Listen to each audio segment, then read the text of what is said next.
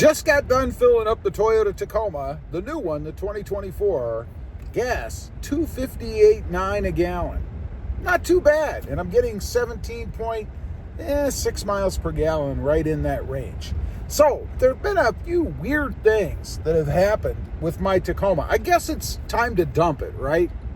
No. But anyway, I thought I'd let you know in case maybe you're in the market, these things would bother you, or maybe you've experienced the same few things yourself. Number one, this dash cam.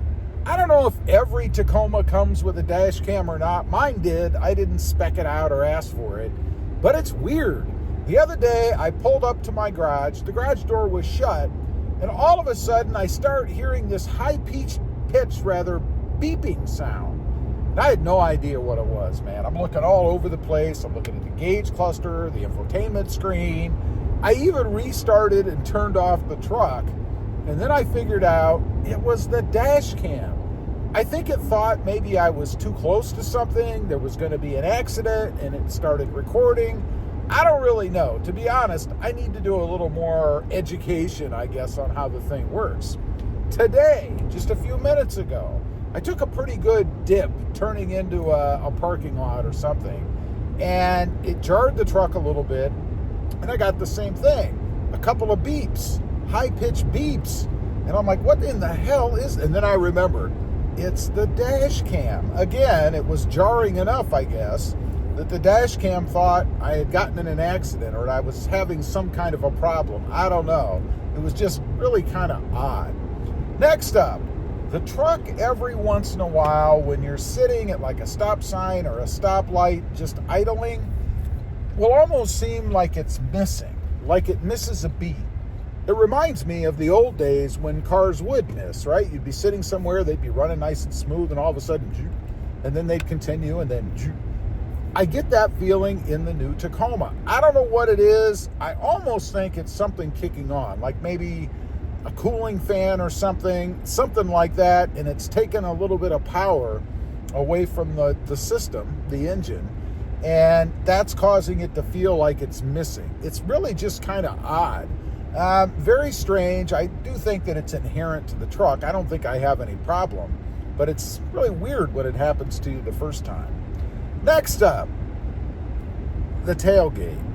The other day, I was at Lowe's. I seem to go to Lowe's a lot, but I'm at Lowe's and I picked up something. I put it in the back of the truck. I shut the truck, the tailgate, and I'm driving down the road and I notice on the gauge cluster, it shows me that my tailgate is open. Now, of course, we have all these nanny devices these days because we can't possibly do anything ourselves. The truck wants to warn us of everything. And I don't know if the third gen had that or not. I don't remember ever getting any kind of a tailgate open warning in the third gen. So I was stopped at a light. I did one of these numbers, right? I'm stopped at the light. I'm hoping it doesn't change quick. I get out of the truck because I don't want the tailgate to fall or open and I lose what I have in the back, right? So I jump out, I run back there. First I look real quick. I don't see anything weird. There's no gap. It's not like the tailgate's open or anything. Who knows? So I open it, I shut it, I jump back in. The warning light is gone. And I wonder, was the sensor dirty? There has to be a sensor or something back there that triggers that warning, right? What happens if it gets dirty? Will it set off a little alarm light? I'll call it that. There was no sound indication or anything to let you know that there's a potential problem. It was just kind of weird. You know, I really could do without all of the nanny features, although I guess if you really did have a problem and you had something in the back, let's say you bought a new dishwasher or something, I don't know, and you had it in the back of the truck sitting right up against the tailgate to brace it because you don't want to have to drag it across your bed any further than you have to, right? So you barely sit it in there just enough so the tailgate will close. And then you're driving down the road, you don't know the gate's not fastened all the way because maybe you sat it a little too close. It opens the tailgate and your brand new washer or dishwasher or dryer or whatever it happens to be goes flying out. Even worse, hits the car or truck behind you. That would be like a double whammy, right? So I guess it's not a bad thing. I guess it's okay. Next up, this damn seat. You know, I have a manual seat in this truck, which I don't have any problem with. It's perfectly fine. Typically, you set it once, particularly if you're the only driver in the truck, and then you forget about it. You're never going to move it again, right? Why would you ever move it again? And hopefully when you take it in, if you do, for service, the guy that jumps in it's not 6'8", moves the seat all the way to the back, and now you got to readjust everything. I always hated with taking them in and then having the service people do that. I always thought, why are you moving my seat to drive it right from where I parked it, which is typically in their greeting area, to the bay to do whatever work I'm there for? I don't know. I guess they need to be comfortable. Who knows? It's even worse when they mess with your radio stations. You ever have that happen? I have.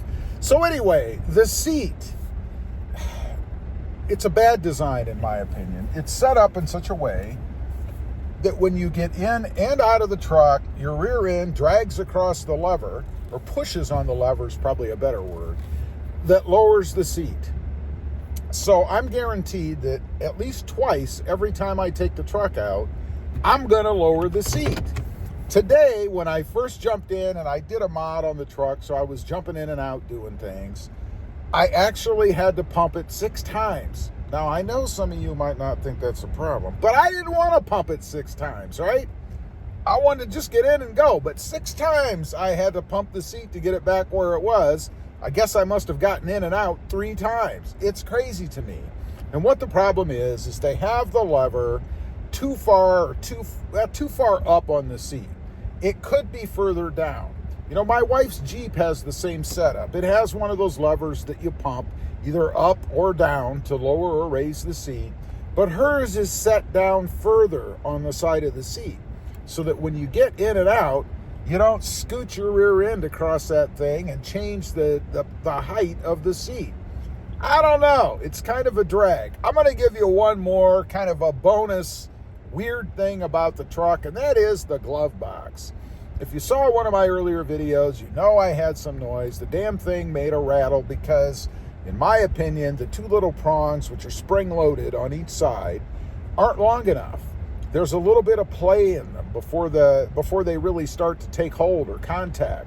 That allows the glove box to kind of move or rattle a little bit. My fix, pretty darn simple really, was to take 2 of those little rubber stoppers like you have on all of your cabinets at home and stick one of them on each side on the glove box itself to take up that extra space that Toyota so nicely gave us. Now, I don't know if everybody has that problem, and I don't know if it's just me that's oversensitive about such things, but it kind of drove me nuts. It doesn't anymore. I fixed it. It's been perfectly fine ever since. Just one of those weird little things about the Toyota Tacoma. So, is it time to dump it? No, I'm not going to dump it. Those are all really pretty petty things.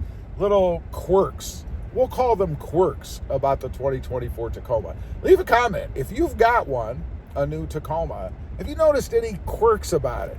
I'd be curious to know. Thanks for watching. Stay safe out there. Bye.